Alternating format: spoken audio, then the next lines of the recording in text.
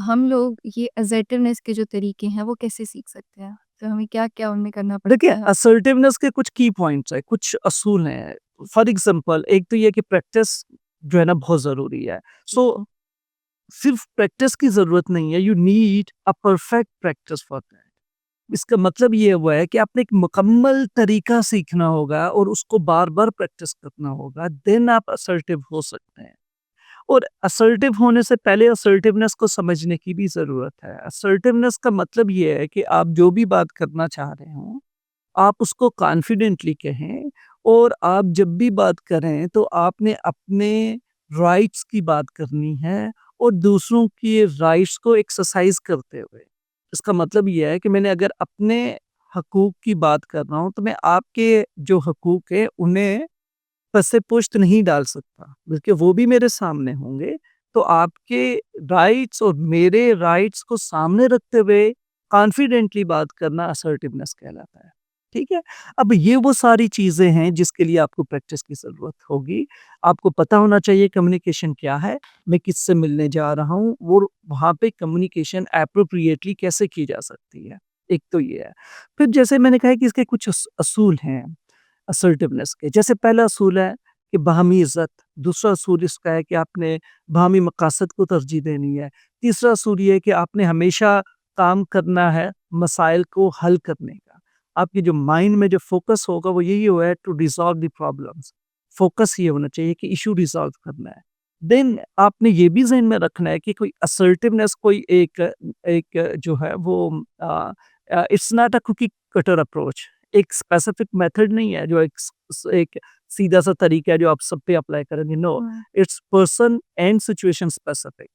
तो आपने बंदे को देखते हुए, जिसके साथ बातचीत कर रहे हैं और दिन सूरत-हाल को देखते हुए कि क्या सिचुएशन है राइट नाउ, आपने अपने असर्टिवनेस को टेलर करते चले जाना है। सो अ, यूँ समझ लें कि इट्स अ फ्लेक्सिबल ट्रेनिंग और with the passage of time with the adequate practice फिर आप असर्टिव होने की कोशिश करते चले जाएँगे, ठीक है? जी।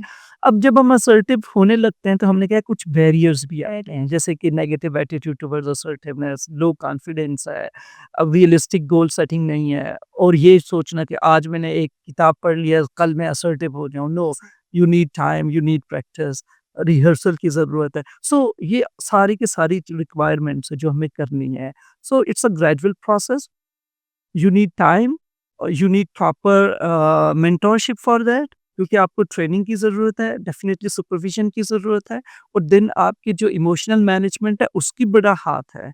क्योंकि हमने अपनी ज़िंदगी में अपनी फैमिली से, अपने जो एजुकेशन है, एक्सपीरियंस है, देन अपब्रिंगिंग है, हमने इनसे डिफरेंट बिहेवियर मॉडल किए होते हैं थ्रू विकेरियस लर्निंग हमने मॉडलिंग की होती है, सीखा हुआ था अपने माँ-बाप से, बहन-भाइयों से, स्कूल कॉलेज से, टीचर से, एजुकेशन से।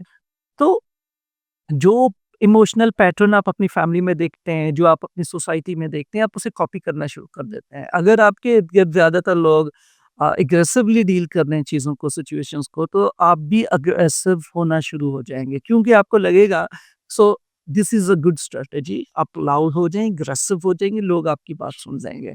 तो आप हर एक प्रॉब्लम को इसी रिस्पॉन्स के साथ डील करेंगे जिससे जो कि ठीक नहीं है। एक यूँ समझ लें कि एक ही तरीका हर मसले के हल के लिए इस्तेमाल करना, जो कि एंगर है।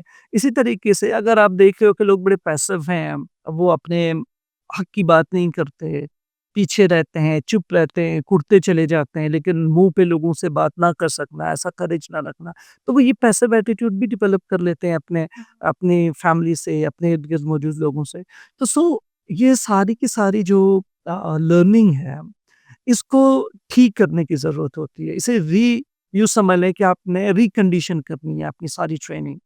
तो जब आपने ट्रेनिंग को दोबारा से चेंज करना है, तो आप अपने अंदर ओवरऑल चेंज लेके आएँगे, जो कि मुश्किल होगा क्योंकि आपने सबसे पहले अपने एटीट्यूड चेंज करने होंगे, अपने अंदर वो सेल्फ एस्टीम बनानी होगी, फिर वो सेल्फ एफिकेसी होना चाहिए कि यार मैं कर सकूँगा, मैं हो सकता हूँ, असर्टिव होना हर एक का हक है। सो हर कोई हो सकता है।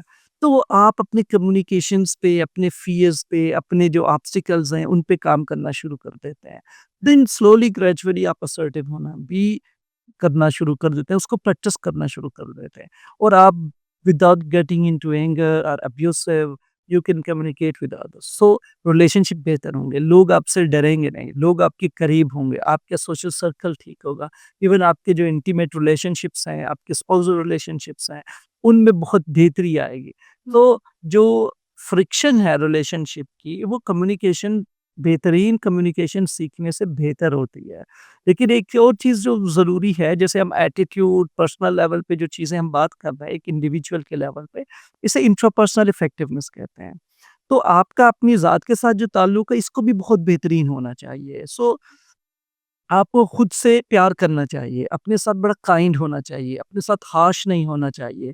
देन जो आपके अंदर अपने फ़ियर्स हैं, उन्हें उन्हें आपने बड़े अच्छे से डील करना है।